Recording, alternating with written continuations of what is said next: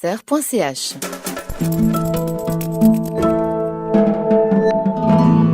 Espace 2. Bonjour, vous écoutez Musique en mémoire. Si un jour sur Internet, sur eBay, vous tombez sur la partition d'orchestre d'Intermezzo de Richard Strauss, signée par Bertrand Roulet, vous pouvez l'acquérir sans autre parce que c'est devenu une vraie œuvre d'art à part entière de par toutes ces annotations. Mais pour l'instant, laissez-la lui et soyez les bienvenus.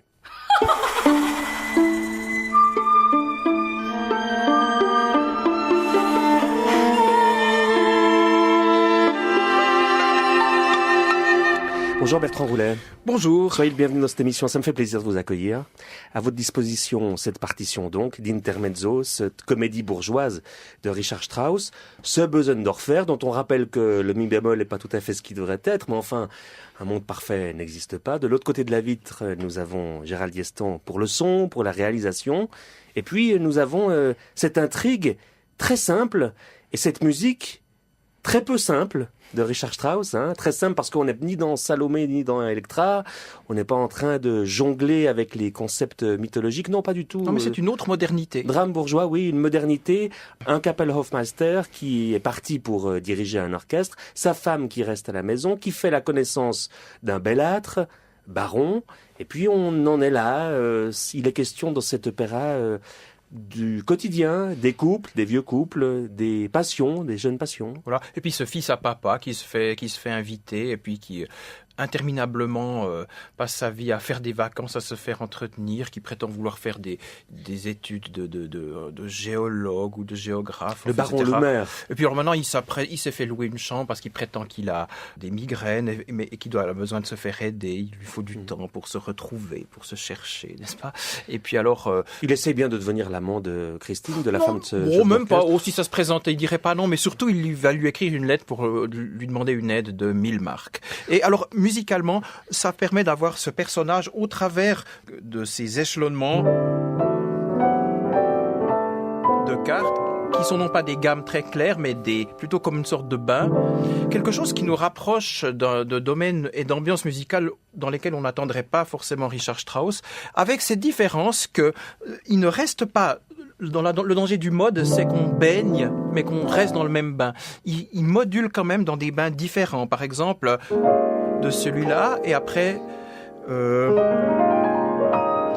quand même une autre couleur, toujours. Qu'est-ce que c'est comme bain? On pourrait donner des noms à ça? Ben oui, par exemple, quelque chose qui tourne autour d'un la bémol un petit peu flou, et puis après peut-être d'une autre tonalité, parce que le personnage, par exemple, où on le voit au début, c'est comme s'il chantonnait, où il disait pom pom pom pom pom. Puis vous savez, quand on sifflote, quand on déraille un petit peu. Alors ce déraillement, ce côté très spontané, donne lieu à quand même à des modulations. Alors par exemple ici, donc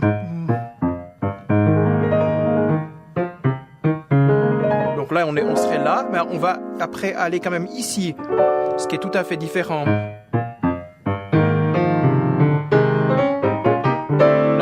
Changer de couleur. Puis il sifflote. Il y a une partie qui est destinée à être sifflée sur scène par le chanteur.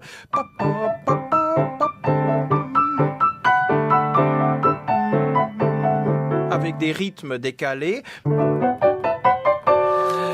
Mais seulement, voilà, ce qui reste straussien, c'est néanmoins au sein de ce bain, qui pourrait être une chose un peu immobile, un petit peu marécageuse, si on peut dire. Changement de couleur.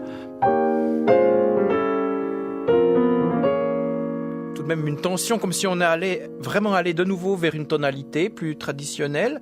Mais on revient de nouveau. Et puis les rythmes sont quand même assez stravinskiens, assez groupe des 6. Par exemple ici,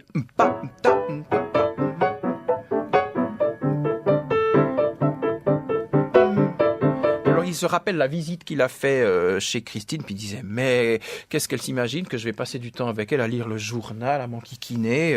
Puis là il se rappelle comme il s'est ennuyé. Et puis elle dit ah mais alors c'est cette lecture, quelle barbe alors. Et puis on a un rappel d'une variation qu'on avait que j'avais développée dans l'émission précédente, comme pour dire, comme c'était, on avait ça.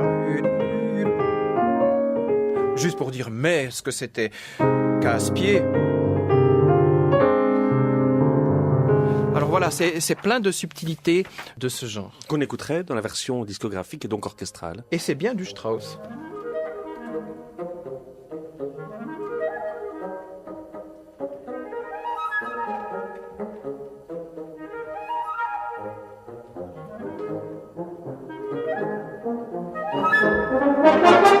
Frau Notar, können Sie mir meinen Koffer heraufschicken? Sie wollen doch nicht schon abreisen. Ich muss vielleicht.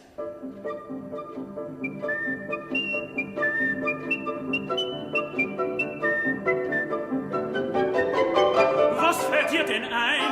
Glaubt sie, ich setze mich jeden Abend so hin, einfach zum Zeitvertreib? Die Freunde kennt man. Teresulein, du bist mein süßes Betulein. Na, heute Abend soll es mal lustiger werden. Dieses Zeitungslesen zu zweit scheint ihr Hauptvergnügen zu sein. Schöne Langeweile. Alors la linéarité, les transitions romantiques, c'est pas forcément à cela que Strauss va toujours s'attacher. Il peut très bien jouer la carte du deuxième degré, de dire voilà, nous découpons des scènes différentes sans passer forcément par d'infinis degrés de l'une à l'autre, comme il sait si magistralement le faire.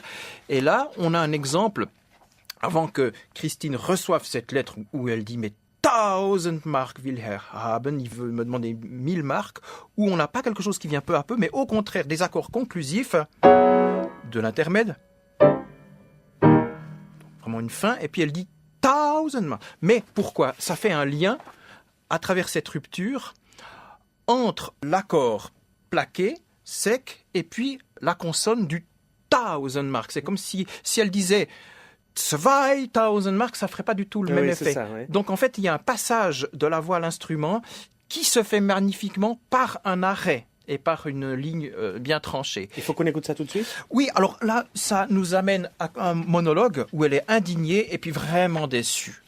Parce que ce qui paraissait être une charmante compagnie, ça devient vraiment une espèce de parasite, un type ennuyeux. Et puis alors justement, c'est là où Strauss fait de la modulation et puis fait pas que se baigner dans ces harmonies-là. Maintenant, il baisse les notes et puis ça exprime la déception et la colère de Christine. Alors on a par exemple ça. Au lieu d'avoir... On a ça.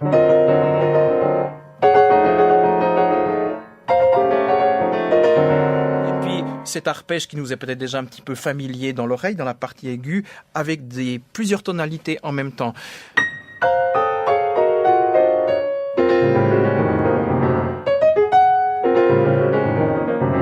Et puis tout ça, ces thèmes qui nous sont peut-être un petit peu dans l'oreille maintenant se retrouvent. On recommence notre système de variation. Alors on va pas tout réexpliquer, mais il suffit de dire qu'au lieu d'avoir on inverse les notes et on retrouve. Et puis, ce qui est plus subtil là-dedans par rapport à la simple bitonalité, à la Darius Milhaud, du genre... Vous voyez, des choses comme ça, c'est qu'on a à la fois une partie, par exemple, qui serait dans une tonalité, et puis une partie dans une autre. Quelles sont-elles? Ça, c'est par exemple Sol bémol majeur, et puis l'autre, c'est plutôt des échelonnements d'accords. Tout ça ensemble, alors on aurait déjà ça,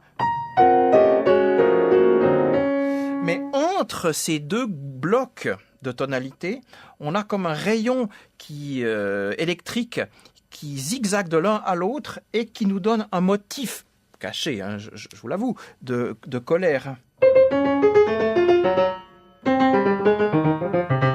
Alors, si j'essaie de le sortir, de le distinguer, là, il faut vraiment que je le voie sur la partition d'orchestre. Peut-être je le chantonne, alors excusez-moi. Oui, allez-y. Alors...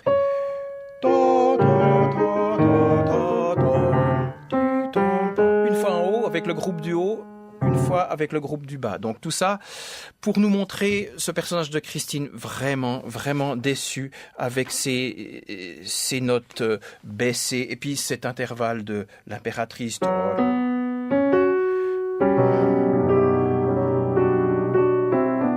Rappelons-nous. Déception. L'impératrice de la femme sans ombre. Donc. Oui, et puis l'intermède qu'on avait écouté hier. Oui. Et puis déception marquée par ces notes régulièrement baissées. Au lieu d'avoir... On a...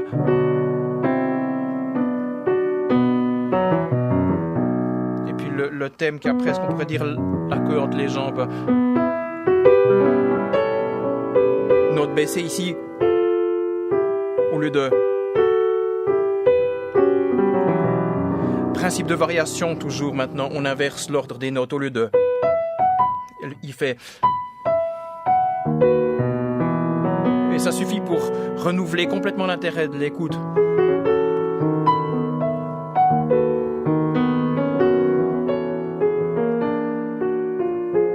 Ça, c'est tout à fait Strauss. C'est tout d'un coup cette épice. On croit on a une saveur qui va nous mener vers d'autres paysages, d'autres couleurs, et on revient par une sorte de parcours un peu sinueux.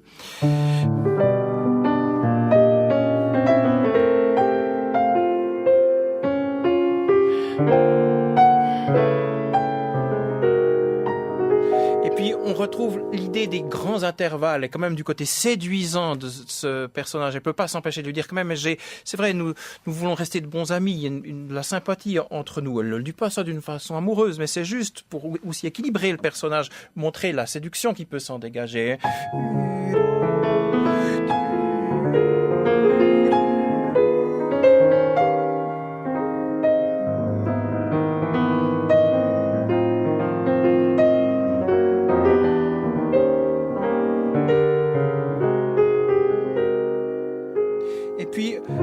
D'assèchement, des harmonies qui deviennent un petit peu plus, comment pourrait-on dire, plus vides, pour nous préparer au parler. Oui, on a déjà vu ça. Hein, Par exemple, ça. Une mise en transition. C'est un petit peu sec, et avec de l'espace entre les notes. Oui. Comme si tout d'un coup, elle change d'étage émotionnel pour dire quelque chose d'autre qui ne peut se dire qu'en parler. Donc l'harmonie conditionne aussi les passages entre le chanter et le parler. Alors il y a beaucoup de choses à entendre. Il y a beaucoup de choses à entendre. On recommence par Thousand. C'est cela ? Exactement. Écoutons.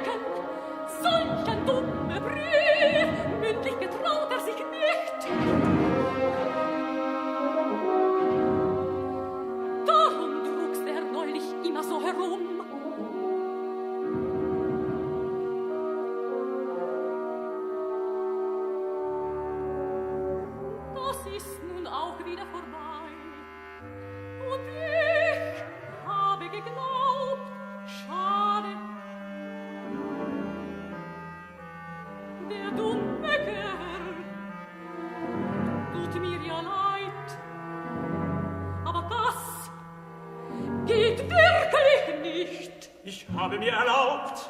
Aber nicht in diesem Zustande. Erst ordentlich abputzen, bitte. Ja, da sieht man wieder den Junggesellen.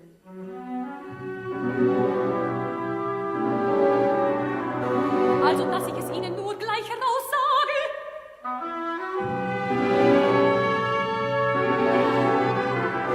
Das ist ein für alle Mal ausgeschlossen. Wollen Sie unsere guten Beziehungen stören? Ach, wie so viel Wert gelegt hatte. Ich habe eine ehrliche Sympathie.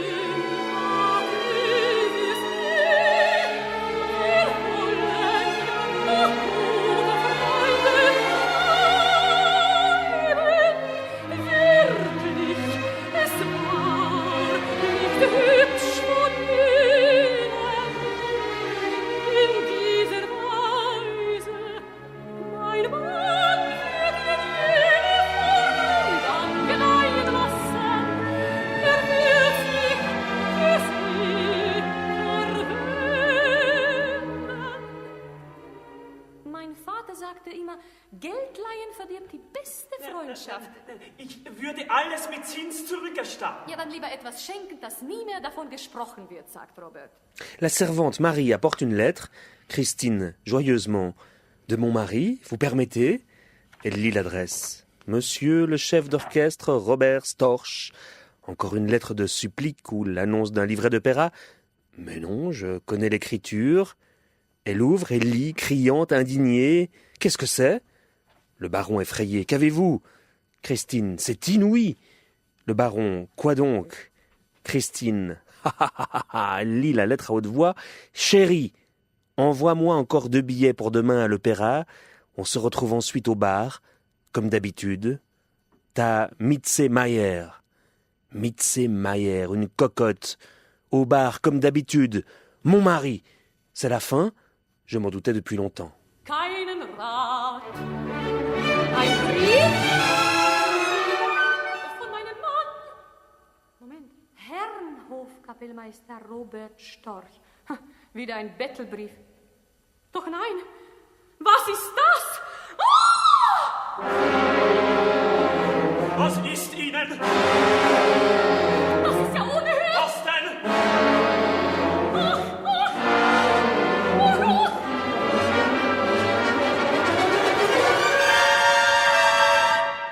Lieber Schatz, schicke mir doch wieder 2 Billette morgen zur Oper.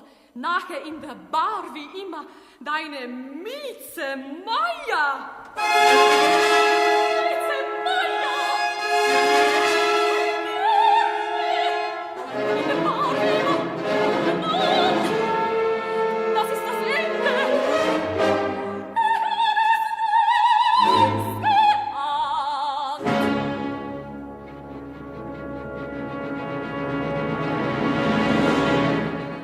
Gottes Willen, gnädige Frau! Lieber Schatz!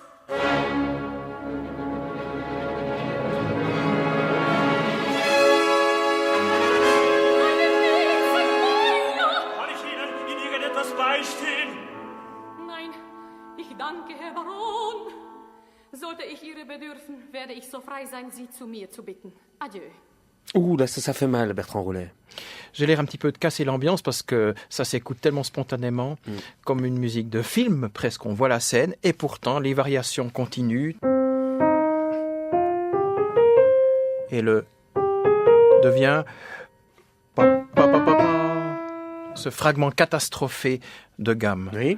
Et alors décision de rupture, le divorce, et puis une musique tragique qu'on écoutera peut-être en fin d'émission, juste pour dire que si on commençait à en analyser la polyphonie, ce serait extrêmement riche. Oui, d'ici là, on a du boulot. Parce qu'on aurait par exemple notre thème catastrophé qu'on reconnaît bien.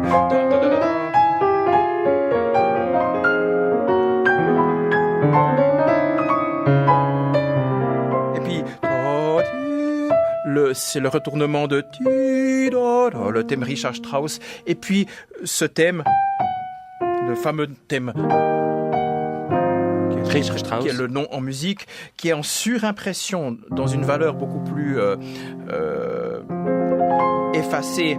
Dites-moi, pardonnez-moi, Richard Strauss, rythmiquement, musique, je comprends. Harmoniquement, ça veut dire quelque chose? Alors, harmoniquement, non, mais on l'a en tout petit motif derrière.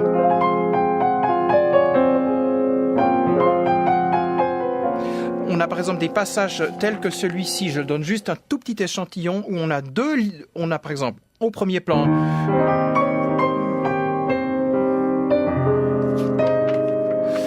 et puis en plus dans l'orchestre, vous voyez et en 2 voix. Et si je joue ça avec les nuances qui s'imposent, c'est en arrière-plan.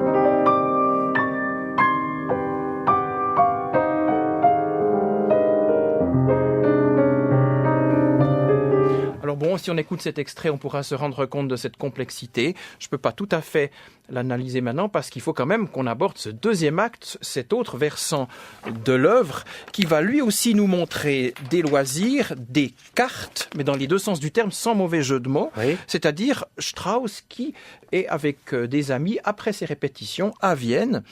et qui fait d'interminables parties de scat, c'était un jeu de cartes très courant à l'époque, qui est aussi représenté par le piano et par ses harmonies liées à l'idée de loisir. Et puis tous les thèmes qui étaient des thèmes de colère, là, ça devient quelque chose de très détendu, donc une musique de chambre et un changement complet d'atmosphère. Entre-temps, Christine reçoit une autre lettre de la fameuse Mietze Mayer qui lui redemande 2 billets, qui demande à son mari 2 billets. Elle décide de le quitter, c'est comme ça qu'on finit le premier acte. Hein. Oui, Le deuxième acte s'ouvre justement sur une situation ouverte. Oui, en fait maintenant la partie vraiment tragique, aussi la scène avec l'enfant, ça c'est quelque chose qu'on pourrait essayer d'écouter purement musicalement en fin d'émission. Mais maintenant, on entre vraiment dans la partie, l'autre versant de l'œuvre, avant que Strauss reçoive ce télégramme, cette décision de rupture. Vous dites Strauss, Storch? Oui, c'est ça, c'est le même. C'est le même. On est d'accord.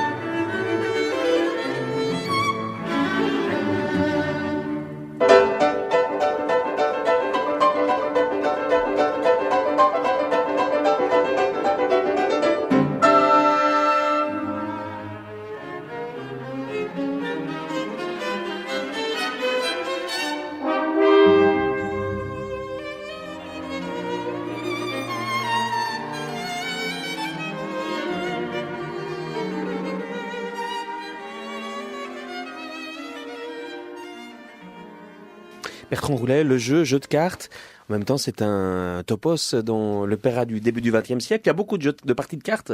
Ah, mais chez Strauss, c'est vraiment un vécu, parce que comme il le déclarait au chanteur Hans Hotter dans une lettre, il disait, pour moi tout est musique, j'ai toujours la tête pleine de musique, et les cartes, c'est le seul moment où je suis, pour ainsi dire, libéré de la musique. Il adorait jouer, il agrippait toujours autant possible les chefs d'orchestre ou des chanteurs pour faire d'interminables parties, et le piano qu'on a entendu, et puis cette orchestration de musique de chambre représente le plaisir au fond d'oublier un petit peu la réalité et d'entrer dans cette vie virtuelle où il y a même des petits moments de suspense. Montrez-moi ça. Que l'orchestre nous fait partager, justement au piano, le piano de l'orchestre. Suspense. Haben Sie denn keinen König mehr zum Reinschmeißen? 59 ohne 4. Das ist ein Vermögen. Sehr fein gespielt, dass Sie Piep nicht brachten. Du hättest dieses Spiel nicht gewonnen. Une multiplicité de thèmes, Bertrand Roulet. Dans ce deuxième acte aussi, on a la même nomenclature qu'auparavant. Ah, il y a quand même une évolution. Notre fameux thème emblématique va réapparaître autrement, si ce n'est, alors tellement rapidement est dans le parler, que c'est vraiment un renouvellement. Un des protagoniste qui est en train de parler avant l'arrivée de Strauss dit « Ah, c'est vraiment une femme ». Il parle de la femme de Strauss, c'est vraiment une femme quand même très capable, parce que certains disent « Oh non, elle est épouvantable ». Non, non, elle a quand même bien des qualités. Puis quelqu'un dit « Oui, pour lui peut-être, une Führerin vielleicht ». Alors, ça passe vraiment à toute vitesse. Donc c'est là peut-être où on a encore l'équivalent de citation. Aber es ist doch eine sehr tüchtige Frau. Für ihn vielleicht. Ah oui, je vois bien. Dites-moi, par parenthèse, Bertrand Roulès, quelle était dans la vie la femme de Richard Strauss? On a dit pique-pendre d'elle, que c'était un démon domestique. On en a des renseignements un peu sérieux? Oui, c'est-à-dire qu'il faut quand même nuancer cette image, parce qu'il y avait quand même une tendresse très profonde entre eux. Et elle avait quand même beaucoup plus de compréhension qu'on le dit de sa musique. Elle était une chanteuse de très haut niveau. Elle a quand même chanté Elisabeth Tannhäuser à Bayreuth. Elle a fait quand même la création du grand rôle féminin du premier opéra de son mari. Mais une enquiquineuse quand même. Oui, c'est-à-dire qu'elle avait une nervosité, en tout cas en surface, qui était, disait-il, lui, quelque chose qui l'empêchait de tomber dans une certaine somnolence ou une certaine paresse. Il en parle d'ailleurs dans son personnage. Son personnage qui a quelque chose de toujours très calme et sans réaction La non-réaction, c'est pas de la mollesse, c'est-à-dire qu'il a un ressourcement intérieur perpétuel dans le travail et dans la nature, qui est une force, en fait, intérieure inébranlable, qu'on trouve que chez certains grands mystiques, par exemple. Et il y a d'ailleurs quelque chose dans cette musique qui a une telle... On ne peut pas dire que c'est de l'indifférence, mais il y a quand même un enracinement qui fait un bien extraordinaire. Et pour ce qui est du renouvellement des thèmes, alors comme on est habitué d'avoir ce mouvement descendant, il suffit d'avoir un élan vers le haut pour qu'à l'entrée du personnage, on ne soupçonne même pas qu'il nous resserre de nouveau ce thème. Parce qu'en fait, on se focalise notre attention sur ce mouvement montant auquel on n'est pas habitué, comme un inspire et sur l'expire. Et en fait, pourtant, on réentend cette musique. Et là, il y a un petit quiz que je vous propose. Pour ça, il faut d'abord qu'on voit de quoi il s'agit. Oui, restez vers votre micro, alors venez vers au le niveau mien. du texte. Oui, alors attendez. Robert entre. Bonsoir messieurs, excusez-moi, mais je n'ai pas pu écourter la répétition. Le chanteur railleur, au début de chaque saison, vous témoignez toujours d'un zèle colossal pour les répétitions, lequel s'estompe vers le mois de mars. Robert, allez, une fois par an, si vous reteniez une bonne fois pour toutes tout ce que je vous dis là, cela devrait suffire pour 3 ans. Alors en fait, l'orchestre nous dit que l'opéra, il était en train de répéter, mais c'est caché dans la texture orchestrale. Si vous arrivez à deviner, vous êtes vraiment très très fort. Bon, écoutons.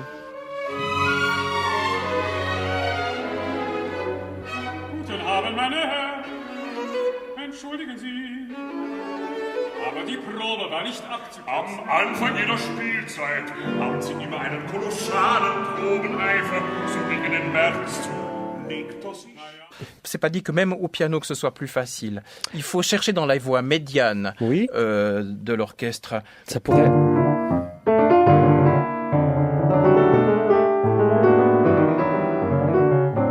Je l'ai joué d'une façon floue exprès, mais maintenant je vais vous le jouer clairement et je vais le jouer 2 fois plus lentement et sortir ce qu'il y a à entendre.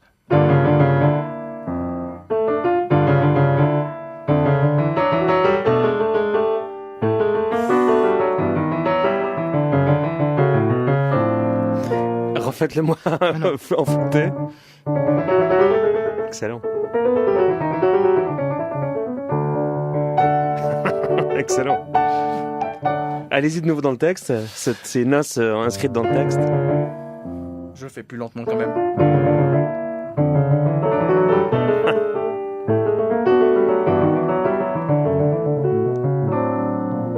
Excellent. Petit joke, private joke. Par contre, ce qui est très très facile à trouver maintenant, c'est cette autre citation sur les mots suivants. Robert, à l'aise. Ah, un petit scat comme ça, c'est un vrai plaisir, la seule détente qui soit après la musique. Le conseiller de commerce, railleur. Surtout quand votre femme est bien loin. Robert, bon enfant, mais vous savez, j'aime beaucoup ma femme. Seulement, quand on joue au scat, il est agréable qu'il n'y ait pas de femme dans la pièce à côté. Le conseiller de commerce. À chaque instant, l'une d'elles passe sa tête à la porte. « Ces messieurs ont-ils bientôt fini ? Tout de suite, mon ange, dit-il. Et pense, va-t'en au diable. Ou bien, ces messieurs gagnent-ils ? Juste un prétexte pour vite vérifier si leur mari perd ou gagne. Et alors, à la maison, aïe !» Ach so, als Käthchen ist ein Genuss, die einzige Erholung nach Musik. Besonders wenn die Frau recht weit weg ist. Naja, Sie wissen, ich habe meine Frau sehr gerne nur beim Skat. Es ist angenehm, wenn keine Damen im Nebenzimmer. Alle Augenblicke steckt einer den Kopf zur Tür rein. Sind die Herren schon bald fertig? Gleich, mein Engel, sagt er, hol nicht der Satan, denkt er. Oder gewinnen die Herren? Nur ein frohen Umstand nachzusehen, ob der Gatte gewinnt oder verliert und zu Hause dann nach Hause. So schlimm ist's nicht. Nun auf die Pferde. Ich gebe Kontra. Nun für? Nee, nicht zu fassen. Trop bien, Bertrand Roulet. Richard Wagner. Eh oui. Je crois qu'on ne répétera jamais assez l'attachement de Strauss pour Wagner. Oui. il le disait vraiment, par exemple, quand il finit la partition de son deuxième opéra, Feuersnot, jour de l'anniversaire ou de la mort de Wagner, je ne sais plus, il écrit au bas de sa partition terminer le jour en l'honneur du Tout-Puissant, etc. Même si là, il y a une dimension parodique, souriante, on va dire. Oui, mais alors vraiment, l'attachement à l'esprit profond de Wagner, vraiment comme un encouragement à la création, et revient vraiment à tout moment dans sa vie. Et c'est étonnant de voir que même quand il est en Suisse, après la guerre, vraiment tout à la fin de sa vie, sur un lit d'hôpital, il demande à ce qu'on lui amène encore la partition de poche de Tristan, parce qu'il dit que les lectures renouvelées de ses œuvres lui apportent toujours un ferment et un enseignement. Ce qui nous montre la force de l'orchestration, de la variété de l'orchestration et de la pensée de Wagner. Et puis lire, c'est relire. D'autres citations. Wagner, Mozart, il y a là un sens de la citation chez Richard Strauss, de l'autocitation parfois, on l'a vu ici ou là, me semble-t-il, Bertrand Roulet, et de la citation d'autres collègues. Ah oui, évidemment, c'est loin d'être un simple plaquage criard. C'est souvent même, ça passe presque inaperçu, et c'est une recréation, c'est tout un art de la greffe. On en a un exemple dans la scène du dîner, de la musique du bourgeois gentilhomme, où il fait carrément une recréation sur un fond de wagnérien des figurins. De son bourgeois gentilhomme. Oui, pas celui de Lully. Dites-moi. Et alors, le fond liquide des thèmes des figurins devient pour lui le prétexte à de nouvelles mélodies, puisque dans ce dîner, on sert notamment des anguilles.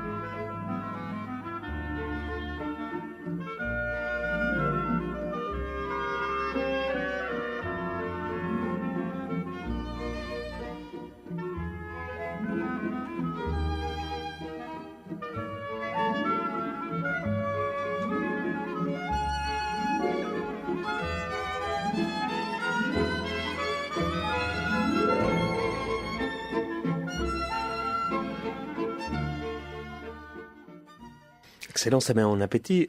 Papa, en même temps. Ah ben alors certains gros chanteurs emplumés sont peut-être passés chez les Givaros parce qu'ils se retrouvent servis sous forme d'ortolan, mais gardent une cervelle d'oiseau. Ortolan, c'est comme une toute petite dinde peut-être aussi. Peut-être.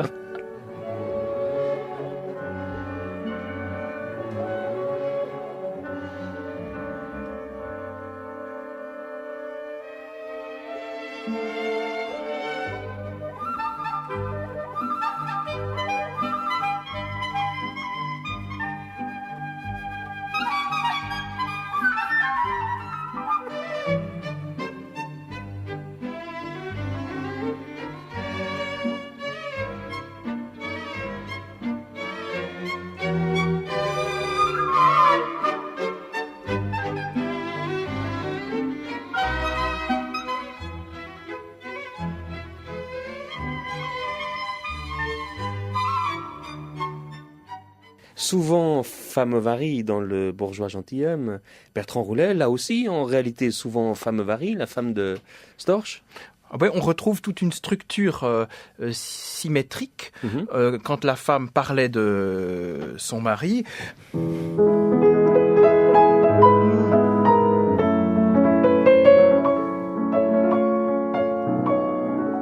Et ici, dans ce deuxième pan de l'œuvre, c'est le mari qui parle de sa femme, et c'est pas pour en dire du mal. Robert Storch, donc, avec chaleur. Elle est pourtant justement ce qu'il me faut. Je suis doué pour la rêverie et la paresse. Ce que je suis devenu, c'est à elle que je le dois. En particulier la santé. Elle m'a secoué. Le conseiller de commerce. Secoué, ça, elle en est capable. Une vraie dynamite. Robert, sans exagérer, cela me fait du bien. J'ai besoin d'avoir autour de moi vie et tempérament. Chaque être humain a deux faces. La différence vient seulement de ce que certains ne montrent que leur bon côté.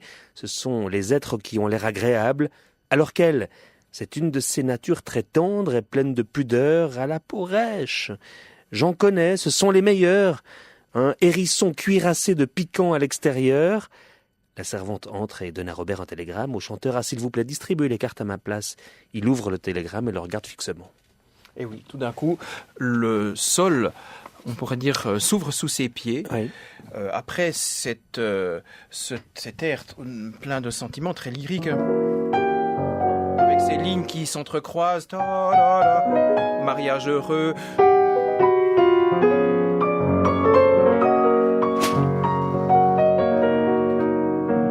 Et tout d'un coup,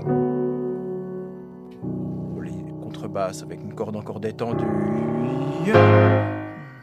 C'est le télégramme qui nous rappelle de nouveau le thème catastrophé. Et puis alors là, maintenant, nous aurons une variation inverse sur les thèmes de colère du début de l'œuvre, qui maintenant rentre dans les émotions de ce pauvre Robert comme des coups de couteau. Structurellement, donc c'est vraiment un effet miroir par rapport au premier acte. Damit das Zentrum und für mich sie gerade das Richtige. Ich habe ein Talent von Böse, von Blumen, was aus mir geworden, danke ich ihr. Besonders die Gesundheit, sie hat mich aufgenommen. Aufräumen, das kann sie wieder mit. Nur nicht übertreiben, mir tut das gut. Ich muss leben und Temperament und ich habe, jeder Mensch hat seine zwei Seiten. Der Unterschied ist nur, dass der eine nur das Gute zeigt. Da sind die Menschen mit der angenehmen Fläche, während sie ist eine von den ganz zarten, scharhaften Naturen mit grauer Schale. Ich kenne manche, es sind die Beste, ein Igel nach außen, mit Stacheln gepanzert, ach, bitte geben Sie für mich. Das gibt's doch nichts Unangenehmes. Was ist Ihnen? Was soll denn das heißen? Darf man wissen, von wem? Jedenfalls von meiner Frau. Nicht der Igel. Ich bitte jetzt keinen Scherz. Wirklich was Ernsthaftes? Ich bin sprachlos. Lesen Sie. Du kennst Mietzenbein, eine Untreue erwiesen. Wir sind auf immer geschieden, keine Unterschrift. Meine Frau unterschreibt wie eine Depesche. Ist sie verrückt? Schon lang, ein wenig. Nun hören Sie auf, das ist kein Herz mehr. Mietenmeier. Sie kennen die auch. Wer ist denn das? Nun so etwas, so, lala. Sie kennen sie! Richtig, Aber ich habe keine Ahnung. das sagt dann jeder, wenn's herauskommt. Je vous rappelle la teneur du télégramme adressé à Robert Storch. Tu connais Mitzemeyer, ton infidélité est prouvée. Nous sommes à jamais séparés. Pas de signature. Et puis, qui c'est qui écrit? C'est cette fameuse Mietze Meyer que connaît en fait le collègue de Robert, qui s'appelle non pas Storch, mais Stroh. Ouais. Et puis il dit, oui, mais tu la connais, mais oui, c'est d'elle dont il parle quand on dit, oui, je la connais un peu, Edfa, Soso, là, donc ça veut dire la petite aventure, la petite galipette. Hein. Donc Et- erreur sur le destinataire, simplement. Et voilà, tout simplement. Ouais. Et puis alors, c'est ce qui va générer ce quiproquo. Et le point de vue maintenant du retournement, c'est-à-dire que la musique va virer vraiment au chaos organisé, avec des sauts, des basculements qu'on pourra peut-être plus analyser demain dans des scènes tempétueuses. Oui. Et alors on arrive vraiment avec une duplication de ce thème qui devient non pas une aimable modulation, mais vraiment on perd pied dans des dissonances.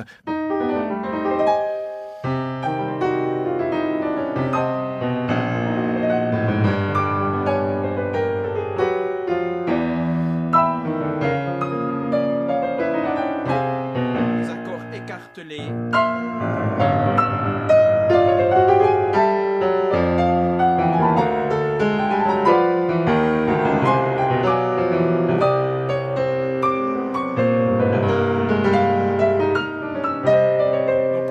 pas seulement... Mais... Donc une duplication de ce motif qui est lui-même une dissonance greffée sur une autre dissonance, un saut sur un saut.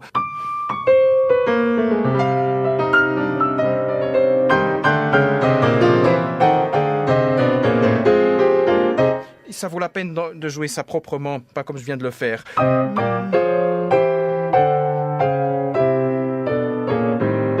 Il y a un effet effrayant qui vient justement de l'introduction de consonances qui paraissent comme fortuites. Ça, par exemple.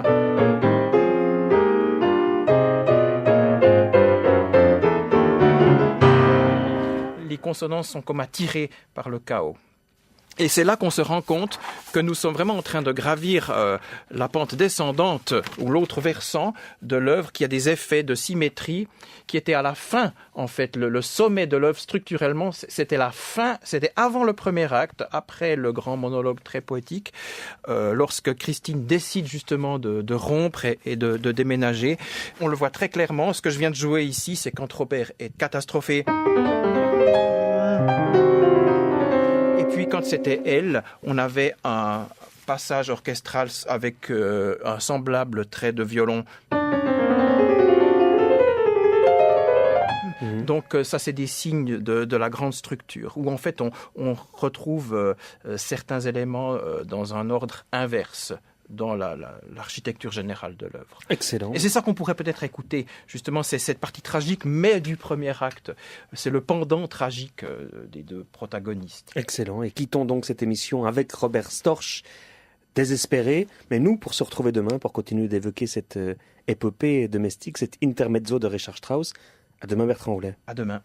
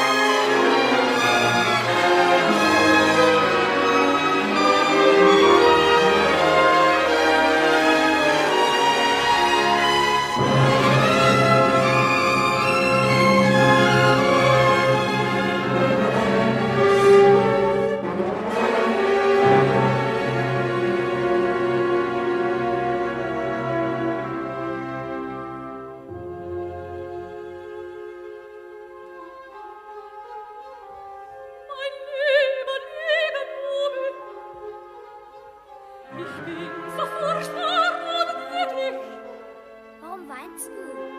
Mein Papa ist ganz schlecht und böse. Das ist nicht wahr. Papa ist gut. Mein Kind, mein armes Kind. Er hat mich ungehört betrogen.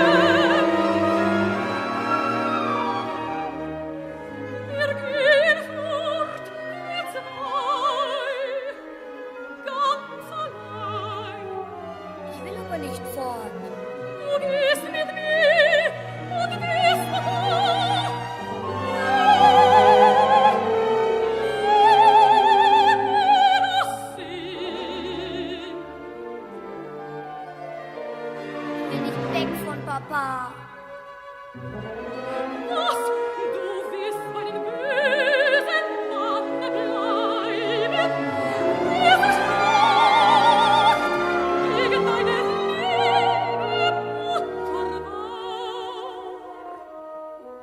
nicht immer gut zu dir. Du bist böse mit Papa.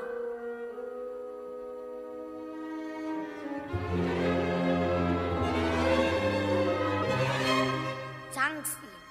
Bist garstig.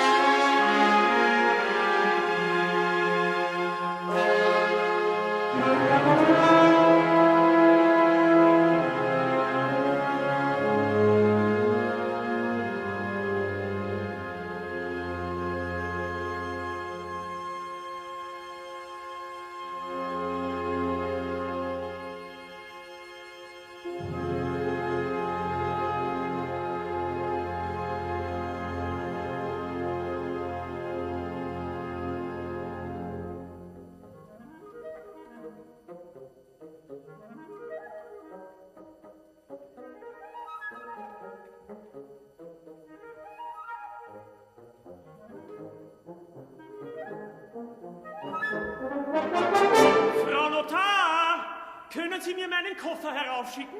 Sie wollen doch nicht schon abreisen. Ich muss vielleicht.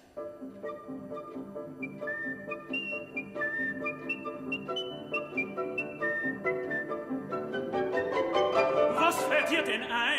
Glaubt sie, ich setze mich jeden Abend so hin, einfach zum Zeitvertreib? Die Freunde kennt man. Teresulein, du bist mein süßes Mädchen.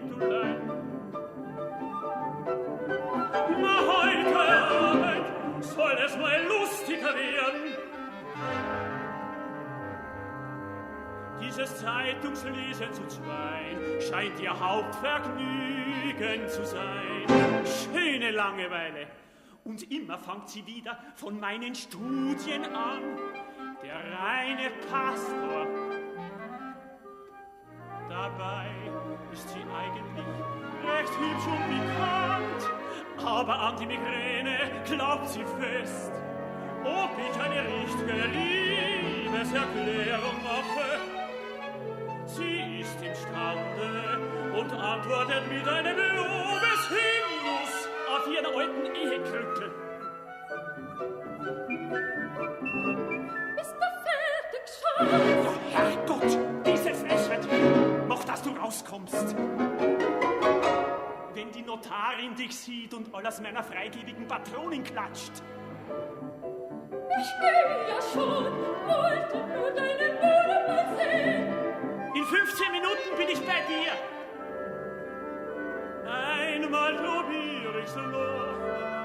Auf dem Spaziergang übergebe ich ihr den Brief. Da ist sie immer am besten gelaunt. Also, erster und letzter Versuch. Verehrte, gnädige Frau, so freundlich Sie heute zu mir war,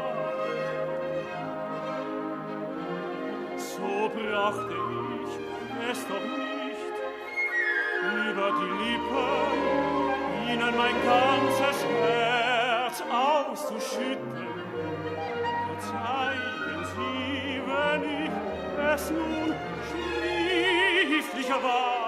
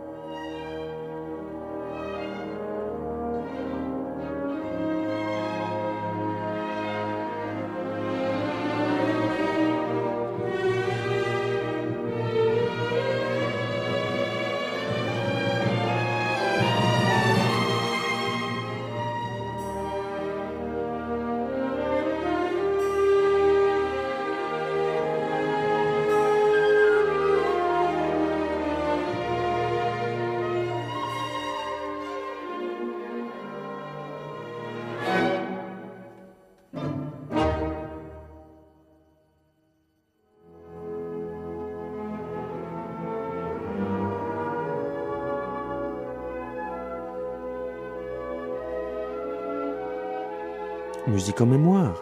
C'est encore mieux l'après-midi, dès 14h sur Espace 2 désormais. C'est une émission qui se podcast, comme on dit, et qui se commande au 026 323 24 24. Vous écoutez Espace 2, il est 15h.